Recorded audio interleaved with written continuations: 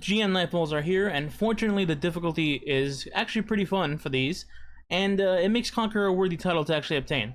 Unfortunately, the rewards, on the other hand, are subpar, to say the least. Rewards are essentially the same as Master, meaning that completing GM on Platinum is kind of pointless, at the moment anyway, so I would just focus on clearing one of each strike, getting the title, and not bothering with killing all champions in each. But regardless of all that, here's my personal guide on Inside Terminus, specifically for the Grandmaster Nightfall Week 1.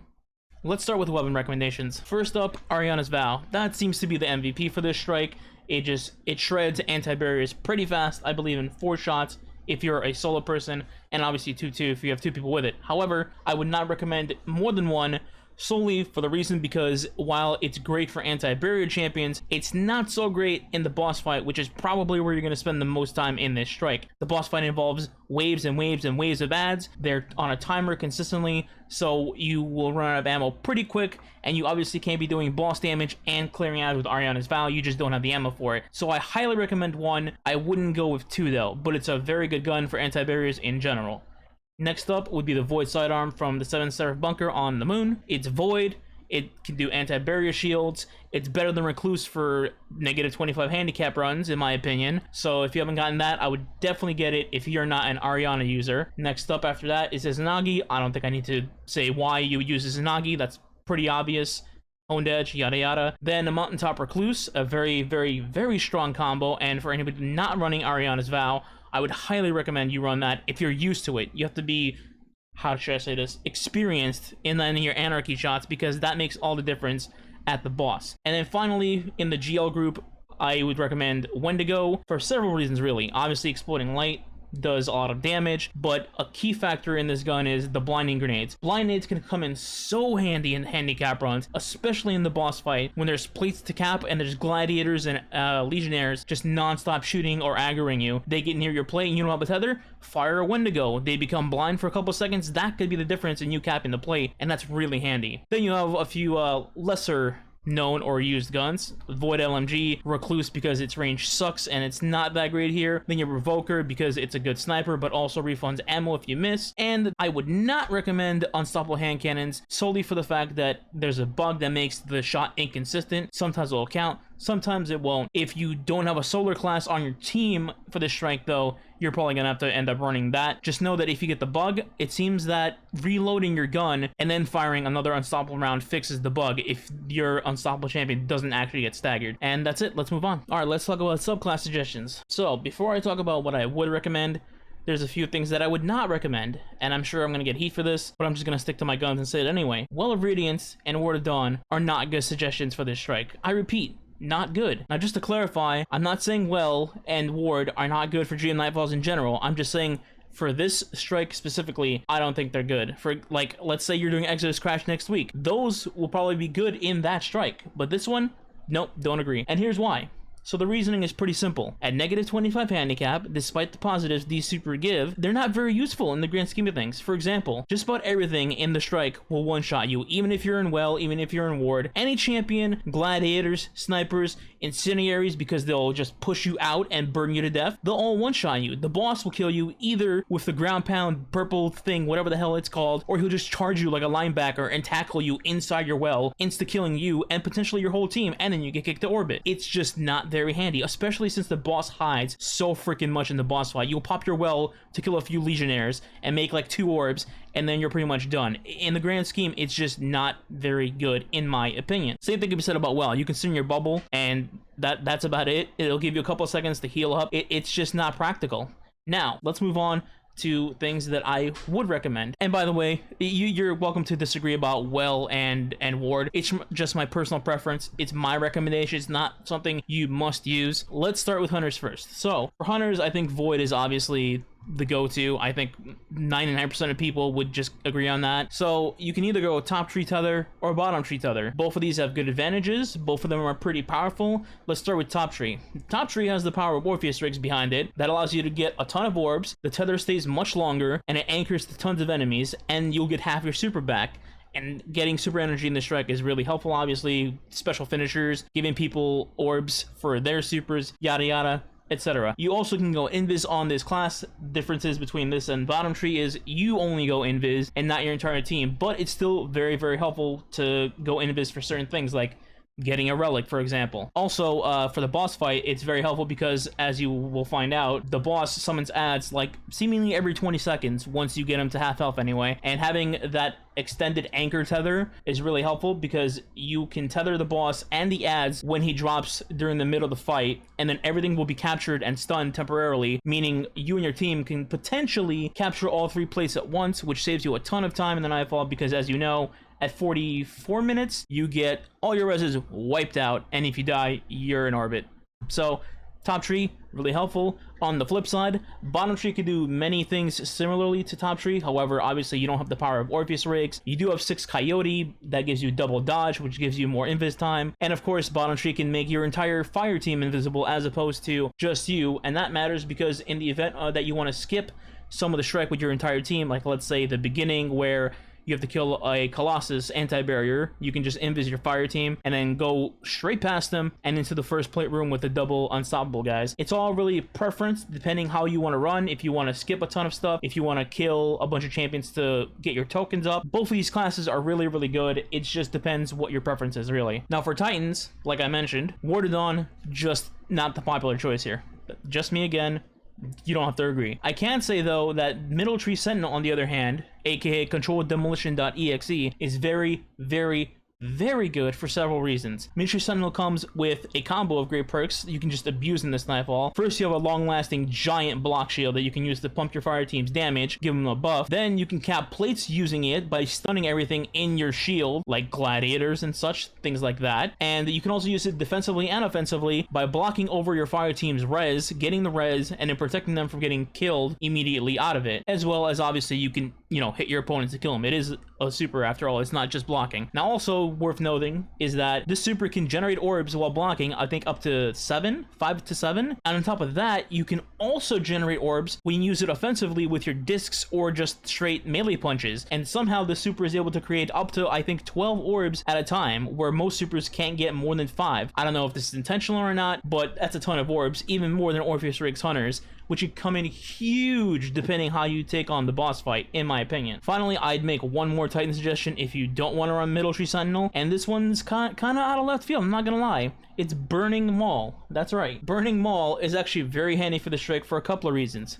First off, it has throwing hammers as a melee, meaning projectile melee, meaning you can stack the artifact mods, Flare Up, and Inferno Whip to melee your unstoppable champions with a tomahawk hammer from long ranges. Now, I like this because, like I mentioned earlier, hand cannons are inconsistent and have a bug, and sometimes just won't stun champions. So this will work every single time. On top of that, it frees up a gun slot to whoever was going to use unstoppable hand cannon to then use whatever the hell they want, whether it's double specials, whether it's divinity, Ariana's, whatever it may be. So that's very handy. On top of this, Burning Maul can actually stagger the boss in place in the boss fight. So let's say you just broke the plate and the boss just came out. You pop Burning Maul, you go up to him, you keep him in place, and you stun him for the duration of your super. Now, not only does this help you put on damage, but it also helps your teammates put on damage onto the boss and nuke him a little bit, as opposed to how he normally just runs around the arena 24/7, and you might have problems, let's say, sniping him with his Zanagi, for example.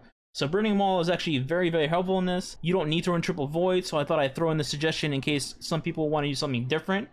I think it's just really solid overall, honestly. Better than Ward of Dawn, smile. Alright, let's just go to Warlocks now. So like I mentioned before, Well of Radiance, not my recommendation. I'm over that. Let's move on from that. The first recommendation that I would give is Top Tree Dawnblade, for a couple of reasons. It has a dodge, obviously. That dodge also provides you with tons of speed, so you can get around the map nice and safe. You can get out of danger if needed.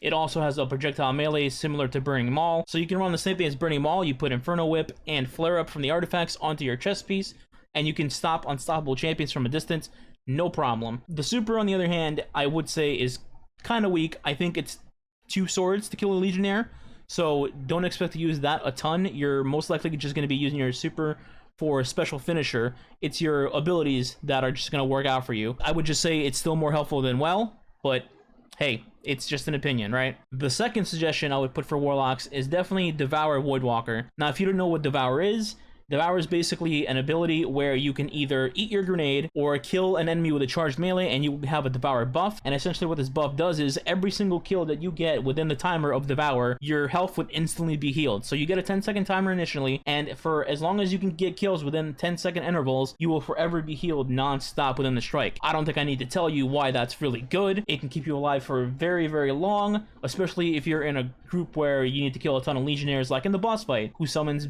Legionnaires non-stop. If you can keep that proc going, you can live for basically forever as long as you play safe. So it's really, really powerful, and obviously it also can combo off with Tether. You tether everything in the boss fight, including the boss, and then you Nova Bomb the boss takes damage, everything else will die around the boss because of Bloodbound, so it combos off pretty well. And that's the 2 suggestions that I would give for Warlocks.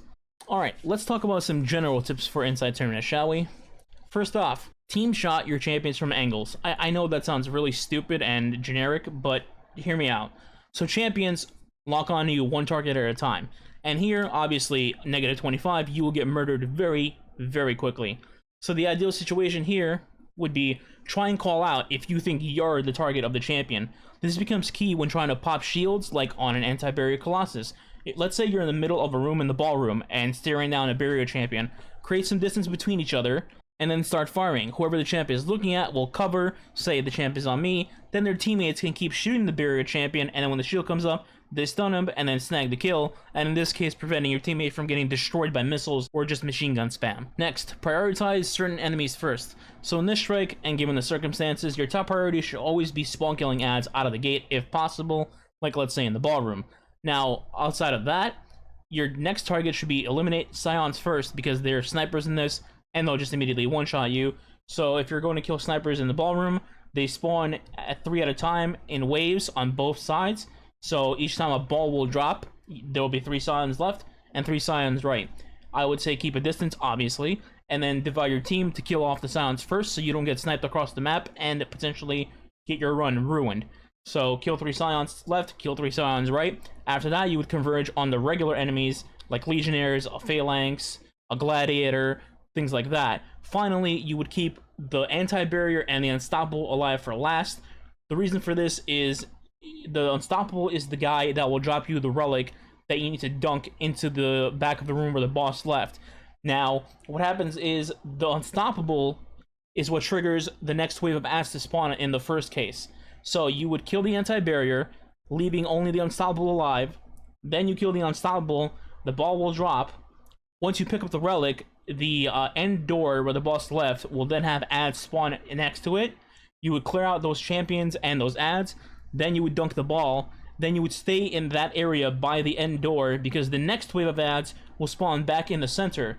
So the portals once again spawn, the Scions come out again with everything else, you target the Scions, then the regular ads, then once again the anti-barrier, and finally the unstoppable. The only difference in this second scenario is once the unstoppable dies this time, ads will start spawning in the portal as opposed to you having to pick up the orb first. So once the unstoppable is dead, make sure you're aware the ads are spawning, and then once you do pick up the orb this time, ads will start spawning in the portals again, and an additional champion will start spawning in the dead center, so never take the relic there or you will die from the pod.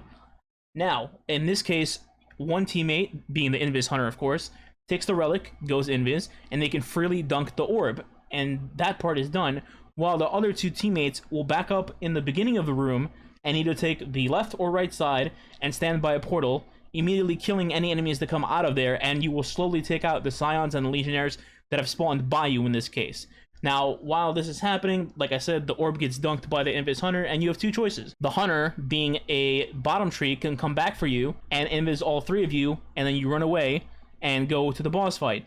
If it's a Orpheus Riggs Tether Hunter that can only visit themselves, obviously they would dunk the orb and then try to go forward and maybe provide some cover fire for you from way back where the champions can't chase anymore. Now, if it's Orpheus Riggs Tether Hunter, they can go forward, and then the 2 teammates that are staying back would just clear out all the trash mobs like Legionnaires and Scions, and then while the Vex and the Cabal are fighting at the staircase, you would climb up from the back, jump up, and then go in the door safely without triggering anything else.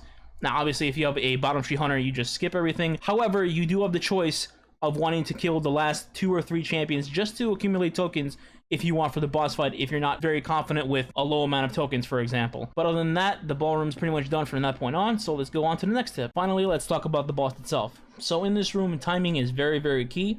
Every time you try to cap a play, adds spawn. Every time that you get a certain percent of health down from the boss, adds will spawn. Once you get to the second half of the boss fight, adds will just spawn on a timer no matter what and give you constant pressure. So my suggestion here is you make sure when you free the boss, the room is empty or very close to it.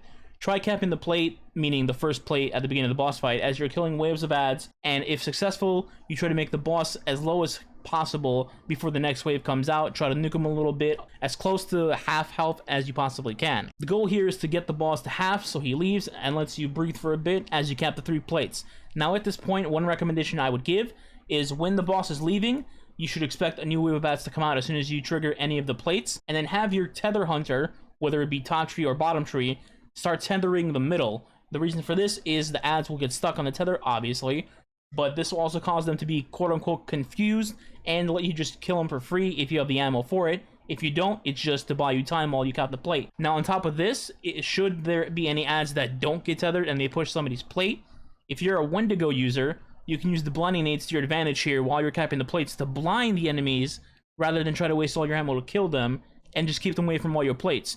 Once you cap the plates, you can then get back way back in the room and then, you know, kill all the adds one at a time as you can. Once you cap all 3 plates, it's really down to just how you coordinate DPS, but the main goal is to cap the plates, because if you do them one at a time, you'll have to kill a bunch more adds and coordinate between the boss just trying to run you over non-stop. So if you can, time that your hunter has their tether before you push the boss to half. Now once you capped all the plates and the end of the boss fight begins, it's worth noting that the boss turns into a legitimate pro NFL player and will take every chance to tackle you and slam the hell out of you and wipe your whole team. Easy peasy. Be very careful of sitting back as he moves around a ton, including to where you're standing and behind the plates, and keep track of every enemy that spawns.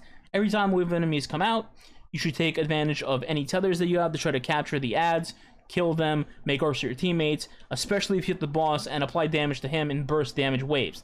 Additionally, if you have Burning Maul on your team, you can use that Burning Maul hammer and the super to slam the boss, keep him staggered in place, providing a little bit of time for your teammates to put in that burst damage of Izanagi, Anarchy, Mountaintop without worrying about the boss just running around everywhere non-stop. And hopefully that'll be enough for your fire team to kill the boss. Rinse, repeat until the boss dies, and congrats, you have completed a Grandmaster Nightfall of Inside Terminus. If this guide helps you at all, a like and a sub would be appreciated, and I'll see you guys next week for Exodus Crash. Yay! The rest of the footage for this video will just be our day 1 clear and raw footage, so enjoy. Well, I know we only did 1 plate at a time though, and I just got bum rushed there. I finished you! Does anybody need ammo? What? I don't know. So what? He's dead at the moment. Dude. Oh, Gladiator teleport on my plate. That's why we don't split up. Gladiator. There's no reason to. Lost all our progress. Yeah, I need special bad. We need to kill the exploder.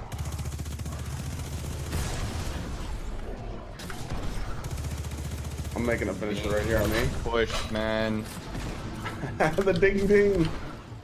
I'm just grabbing ammo, sorry. Gladiators, gotta take them out and then activate the plate. It takes me 4 Dawnblade hits to kill a Gladiator. All those orbs, I'm gonna lose them. I'm one-shots what? No, just slow down a little bit. As soon as the gladiators die, we have to activate the plate because they're on a time spawn.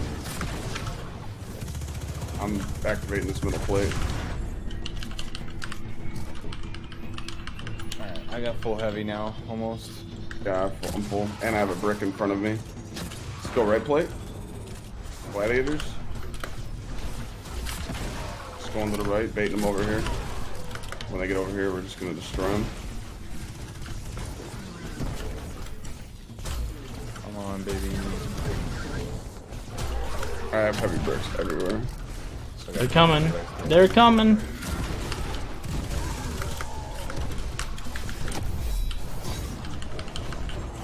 Doggies. Did we get this? I think we did. Yeah, we got it. Middle one Throw has all no the adds in shield. the room. Yep, just throw all the ads in the room first. You guys work on it. I'll invis this left plate. Okay. I don't have any bullet. Oh, I could do that. Detonators on all them.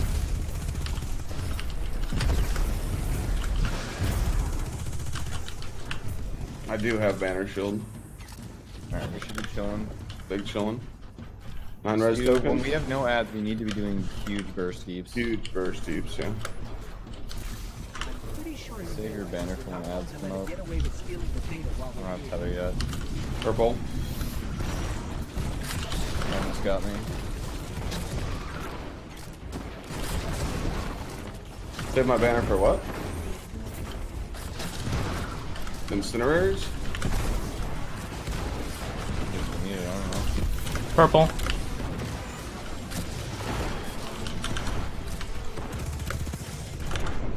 I'm 1 currently. Rift on me. We should have been sitting in power mode. Yeah, we would have killed him. Oh, he's on the right. Oh, Yeah, he's on the right. He's on the right.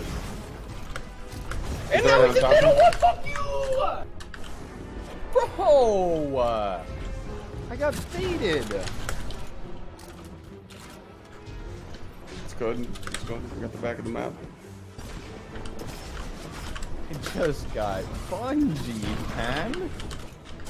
He's right to my left. I swear to God, I'm dead again. He just teleported on top of me. Are you fucking kidding me? Alright, don't stay in the middle apparently. Come to the right of the map.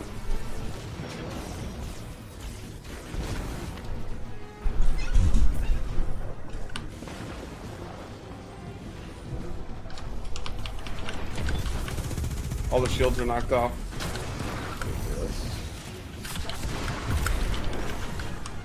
I just want some, man. Oh, you need some? I got some. Alright, I got tether. Are you ready to burn him? Yep. Go.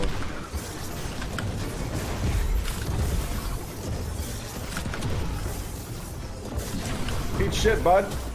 7 tokens left, baby. Oh yeah. Yeah, that's what you get for chasing me to the middle, buddy. Huge ammo drop. Alright, platinum. Platinum. We almost got let's see the drop. 2402. We almost got 2402. Should have done it for the meme.